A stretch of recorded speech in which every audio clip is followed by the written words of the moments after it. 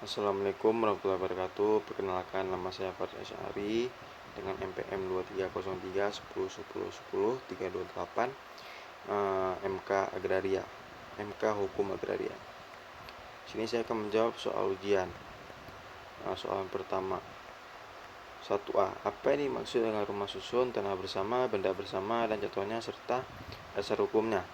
Rumah susun menurut Undang-Undang Nomor 20 Tahun 2011 tentang rumah susun.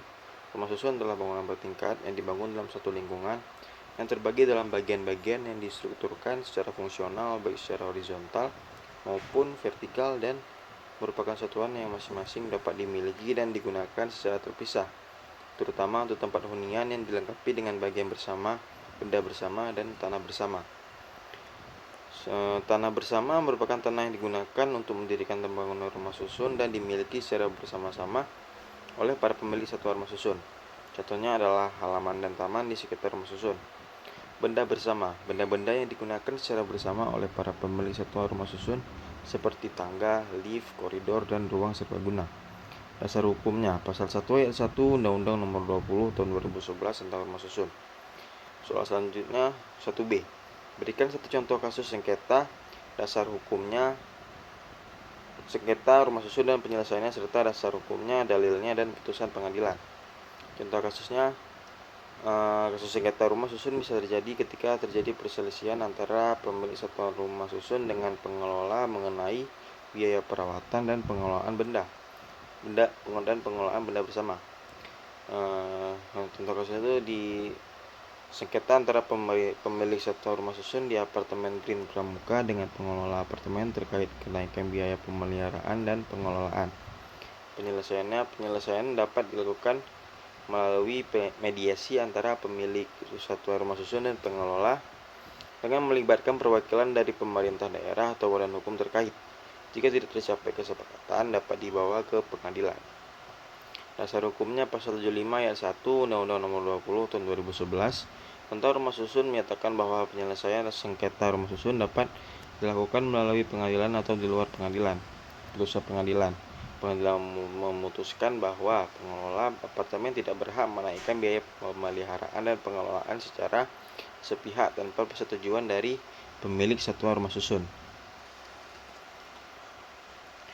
Soal selanjutnya 2A. Apa yang dimaksud dengan wakaf tanah? Wakaf tanah adalah penyerahan hak milik atas tanah oleh seseorang atau badan hukum untuk digunakan selamanya atau dalam jangka waktu tertentu sesuai dengan kepentingan ibadah atau kesejahteraan umum sesuai syariat Islam.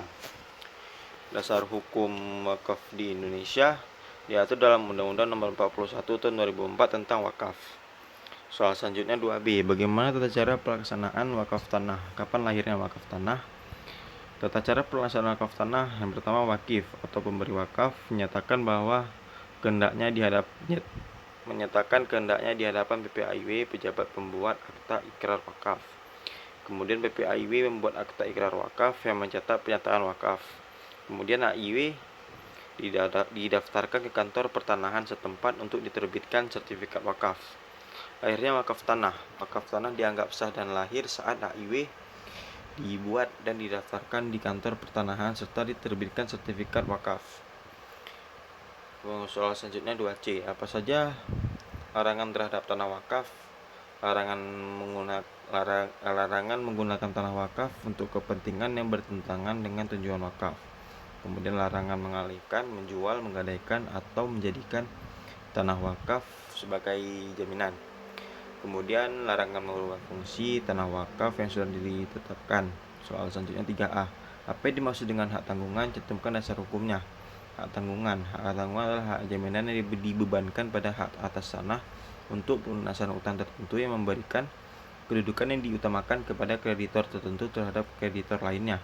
Dasar hukum hak tanggungan adalah Undang-Undang Nomor 4 Tahun 1996 tentang hak tanggungan atas tanah beserta benda-benda yang berkaitan dengan tanah. Soal selanjutnya 3B. Hak atas tanah apa saja yang bisa dijadikan objek hak tanggungan? Yang pertama hak milik, kedua hak guna usaha, ketiga hak guna bangunan, keempat hak pakai. Soal selanjutnya 3C. Apa saja ciri-ciri dari hak tanggungan? Memberikan hak prioritas kepada kreditor, kemudian bersifat mengikuti objeknya, kemudian dapat dipertahankan terhadap pihak ketiga, Kemudian hak tanggungan harus didaftarkan untuk sahnya. Soal selanjutnya 3D, bagaimana hapusnya hak tanggungan? Pelunasan utang ini pertama itu pelunasan utang yang dijamin, kemudian pelepasan hak tanggungan oleh pemegang hak tanggungan, hapusnya hak atas tanah yang dibebani hak tanggungan, putusan pengadilan yang telah mempunyai kekuatan hukum tetap. Soal selanjutnya 3E, berikan satu contoh kasus sengketa mengenai hak tanggungan dan cantumkan dasar hukumnya. Contoh kasus itu sengketa antara bank dan nasabah mengenai pelunasan utang di mana bank tetap menahan sertifikat tanah meskipun utang telah dilunasi. Dasar hukumnya Undang-Undang Nomor 4 Tahun 1996 tentang hak tanggungan atas tanah beserta benda-benda yang berkaitan dengan tanah. Selain itu, kreditor harus mengembalikan sertifikat tanah yang menjadi objek hak tanggungan setelah hutang dilunasi sesuai dengan pasal 22 Undang-Undang Nomor 4 Tahun 1996. Putusan pengadilan memutuskan bahwa bank wajib mengembalikan sertifikat tanah kepada nasabah setelah hutang dilunasi. Soal selanjutnya 4A. Apa yang dimaksud dengan pendaftaran tanah?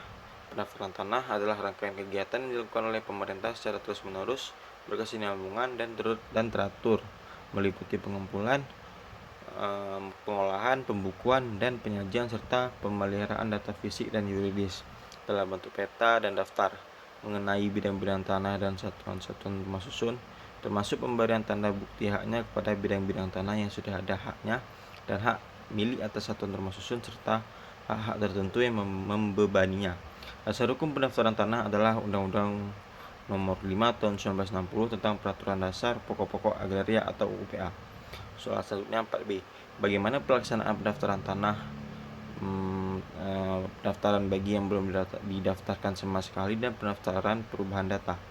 Pendaftaran tanah yang belum didaftarkan, yang pertama itu pemohon mengajukan permohonan pendaftaran tanah ke kantor pertanahan. Kemudian dilakukan pengukuran dan pemetaan tanah. Kemudian dilakukan pemeriksaan oleh panitia adjudikasi. Yang keempat, data fisik dan yuridis dicatat dan diumumkan. Terus yang kelima, jika tidak ada keberatan diterbitkan sertifikat tanah. Kemudian pendaftaran perubahan data. Yang pertama itu pemohon mengajukan permohonan perubahan data ke kantor pertanahan dan kemudian disertai dokumen pendukung perubahan seperti akta jual beli, surat waris atau putusan pengadilan. Kemudian kantor pertanahan memverifikasi dan mengupdate data. Kemudian diterbitkan sertifikat baru dengan data yang sudah diperbarui. Soal selanjutnya 4C. Bagaimana kedudukan sertifikat hak atas tanah dalam pembuktian hukum di Indonesia? Kedudukan sertifikat hak atas tanah. Sertifikat atas tanah merupakan alat bukti yang kuat dalam pembuktian hak atas tanah di Indonesia. Sertifikat yang diterbitkan oleh kantor pertanahan memberikan kepastian hukum mengenai hak atas tanah dan diakui sebagai alat bukti yang sah di hadapan hukum, sebagaimana diatur dalam pasal 19 ayat 2 huruf C UPA. Sekian dari saya, terima kasih. Assalamualaikum warahmatullahi wabarakatuh.